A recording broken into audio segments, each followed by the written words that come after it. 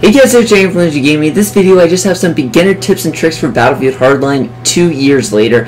Now, I know a bunch of you are new to the game, and I just want to make some tips and tricks for those of you who are either new to the game, coming back, or some of you who may have just glanced over some of these things that have played this game for a long time. This video isn't going to be too long. We're just going to run through these tips and tricks, and I'm probably going to do some future videos. If any of you guys that play the game a lot, probably more than me, have some tips and tricks to leave, don't forget to put them down below in the comment section and drop a like on the video. But let's hop right into the first tip and trick.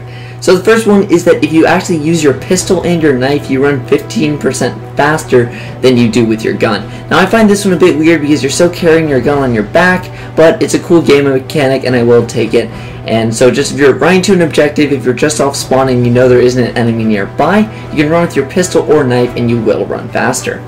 If you take someone down with the baton or the taser, you can actually interrogate them to see where all the enemies are. A lot of you may know this, but it is really cool. It's sort of like a hater from Call of Duty, and you can see where all the enemies are on the map for about 30 seconds. Next is sort of just a basic one, but you really should be taking advantage of head glitches and cover whenever possible, especially in montages and stuff when you guys sent in the montage challenge. For the challenges that weren't as good, I saw that a lot of you just weren't necessarily taking advantage of cover as best you could.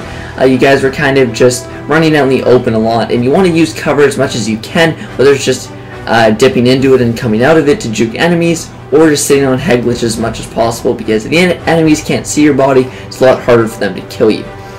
Now next, if the mini-maps are below you on the mini-map, they appear faded and smaller, whereas if the enemies are on the same level, they appear solid and larger.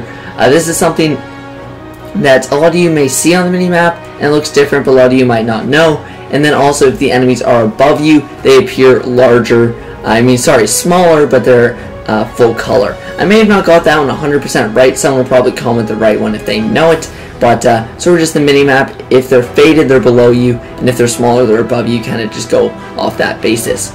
And the last one we're going to go over in this video, actually two more we're going to go over, is if you have the riot shield on the back, you cannot get shot. Most of you know this just because of experience in game. If you're shooting at someone and they have the riot shield on the back, you can't hit them unless you shoot them in the legs. It's really annoying, but if you are the support class or enforcer class and you're using the overpowered battle rifles, it's also really cool to barely get shot in the back at all because of this extra protection.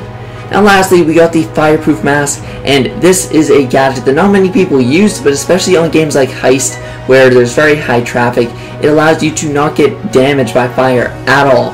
Fire will not damage you at all, which is really cool. It's just like the gas mask, but for fire. So if you got a lot of enemies that are throwing incendiaries, throw this down and you'll surprise them by pushing through a lane that they thought they blocked off. If you guys enjoyed the video, don't forget to drop a like down below, subscribe if you are new here for much more Battlefield Hardline content, and for my loadout series, if you guys have any loadouts, don't forget to drop them down below in the comments as well. I'd like to get to 5,500 subscribers for the end of August, so please help us get there. But that's it for this video, guys. Thanks for watching, and I'll see you guys next time.